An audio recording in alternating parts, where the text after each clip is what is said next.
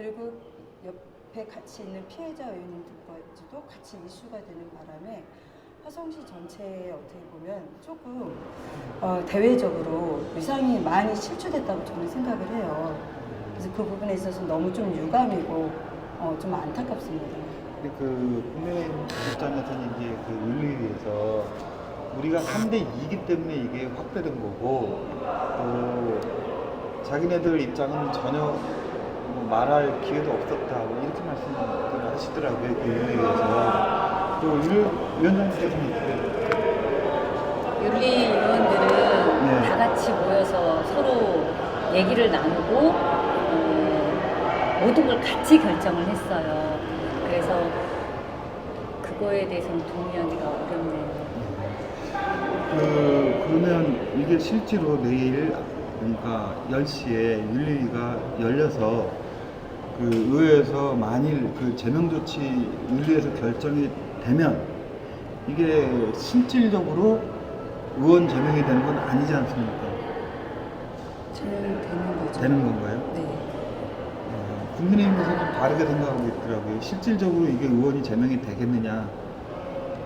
그거는 아마 저희가 이제 3분의 2 동의가 있어야 동의가 되는데 있어야 되는데. 표결이 아무래도 이제 17명이라는 그거로 나오기 위해서는 그 예. 부분에 좀 어렵지 않겠냐. 예. 그래서 제명이 됐냐 이 의미는 그런 의미이신 것 예, 같은데요. 그런 의미죠. 네. 정확히 이제 윤리위에서는 제명의 뜻을 확실하게 했는데 이게 표결에 들어가면 우리가 의원 제명할 때는 3분의 2 이상 필요하지 않습니까? 근데 거기서 그 인원 확보가 안 된 거죠. 현재까지는 아직은. 저희가 이거를 예. 당대당으로 가는 거에 대해서 얘기도 안 했고 어떻게 보면 이게 사실 윤리적 도덕적인 그런 문제이기 때문에 개인의 의사에 맡겨서 개인이 투표를 하는 과정으로 그냥 가기로 한 거예요.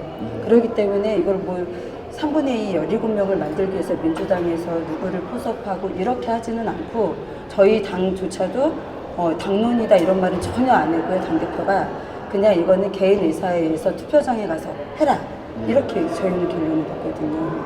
이제 저쪽이랑 얘기가 너무 방향차가 그러니까요. 커서 네. 이게 저쪽에서 불가능한 얘기를 꼭 민주당이 이 사건을 부풀려서 공론화시켜서 했는데 우리 당은 그럴 의사가 없다 하고 또 이렇게 표현들을 하고 계시니까 저희들 입장에서는 뭐 기사는 기사인데 입장을 좀 들어봐야 되니까 이제 의장님 입장은 정확히 들었고 윤리 입장은 어떻습니까?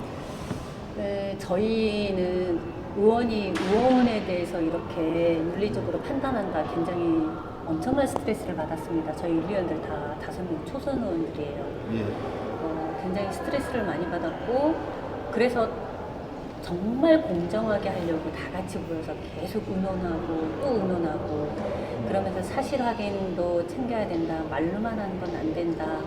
그 서류가 있어야 된다. 이런 얘기도 나눠가면서 굉장히 심도 있게 논의를 했어요. 그런데 이 과정에서 언론에 먼저 이렇게 노출을 시킨 건 이제 국내인 의원이었고요. 누군지 압니다. 네네. 그래서 이게 더 언론에서 이렇게 더 확대된 거지 저희는 정말 조금 부끄러운 일이기 때문에 같은 의원으로서 부끄러운 일이기 때문에 여기 대해서 정확하게 그냥 판단하고 여기서 이렇게 시의회에서만 이렇게 하려고 했던 겁니다. 이걸 언론에 굳이 노출시키지 않고요. 그랬는데 5명 그 초선 의원들이 심도 있게 논의를 했지만 그래도 저희들이 역량이 부족할 수도 있기 때문에 윤리 자문위원들의 그 판결을 그러니까 그분들의 의결이라고 해서 뭐 그분들의 권고사항을 저희가 많이 존중을 했지요. 제 식구 감싸기, 뭐 같은 동료 의원 감싸기 이런 얘기를 들으면 저희들한테 또 다른 또 오점이 될 것 같으니까 윤리 자문위원님들의 그 의견을 존중을 해서 이 자문위원님들의 의견이 제명으로 나왔는데 우리가 그럼 어떻게 해야 될까?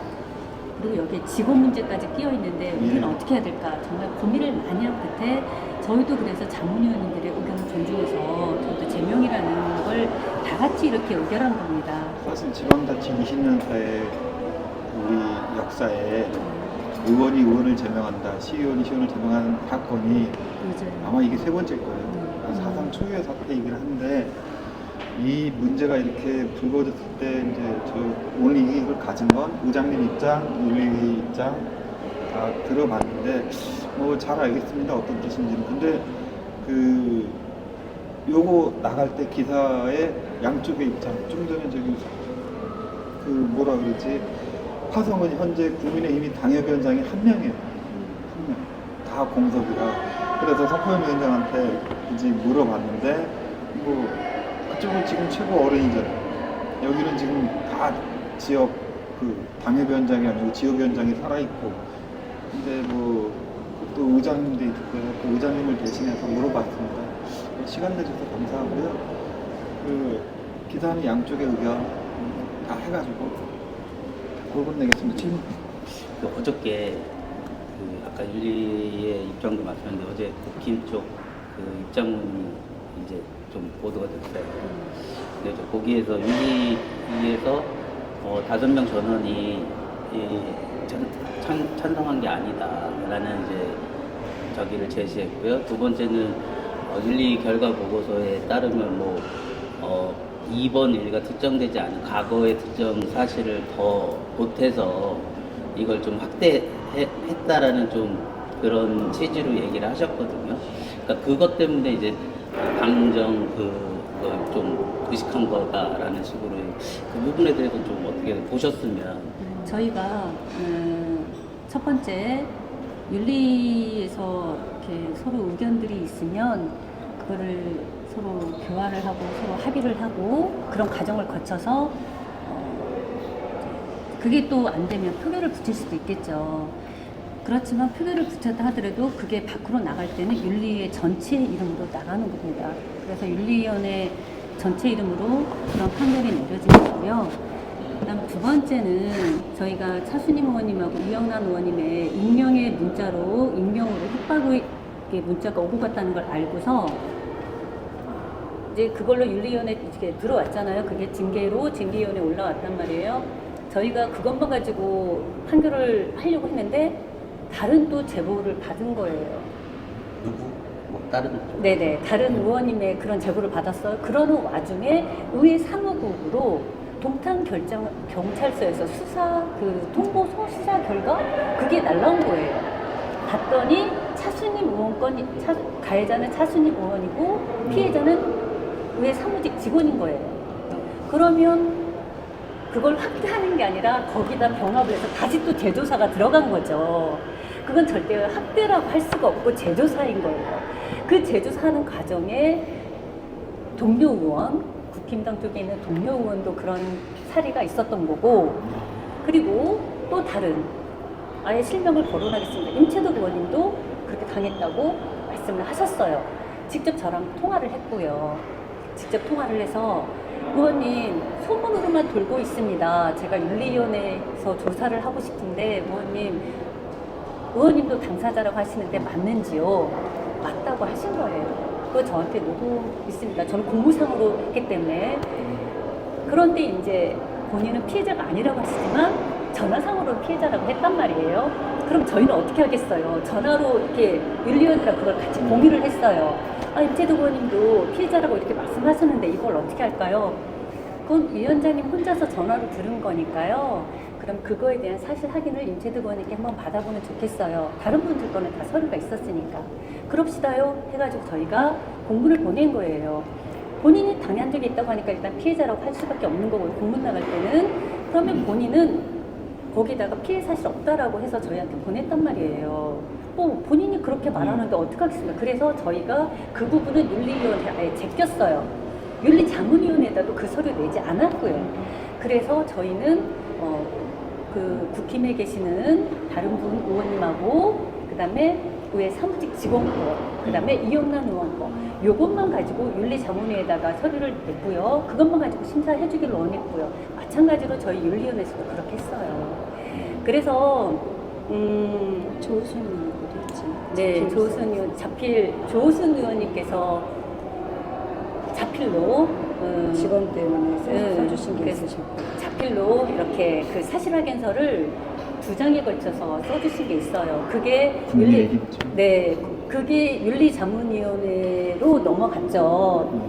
그날 새벽에 오셔서 아침 일찍 오셔서 그걸 자필로 쓰셔가지고 윤리자문위원장한테 제출을 하신 거예요. 그게 이제 가장 했던 거고 그렇게 해서 이런 결과가 나왔습니다.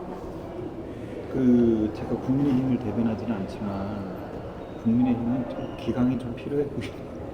그러니까 조우순 의원님이 쓰신 거는 사실은 그 직원 때문에 그 상임위에 속한 이 직원이 어떻게 보면 의원은 갑이고 직원은 이제 의리라고 피해자죠. 상하 관계잖아요. 그러다 보니까 말도 못하고 불편한 거 하지도 못하고 그리고 어쨌거나 강압적으로 데리고 가서 합의를 하자고 해서 그 취하를 했고 근데 이제 그 이후로 이제 그런 과정들이 상임위에서 이제 일어나는 걸 보고 아, 안 되겠다.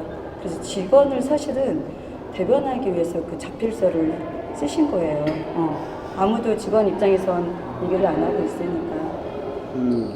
지금 올해 들어서 경기도 의회 화성시 의회에서 불미스러운 성추행에서부터 시작해가지고 의원이 협박 사건, 그 다음에 협박 사건에 이은 의회 직원까지 포함된 이번 건, 그리고 또 과거에서 이게 사실 형사 사건이거든요. 형사 사건까지 불미스러운 일이 계속 일어나고 있는데 윤리위는 제껴더라도 의장님께서는 좀 난감하실 텐데 의장님은 이 맞아요. 문제를 어떻게 해결했으면 좋겠습니까?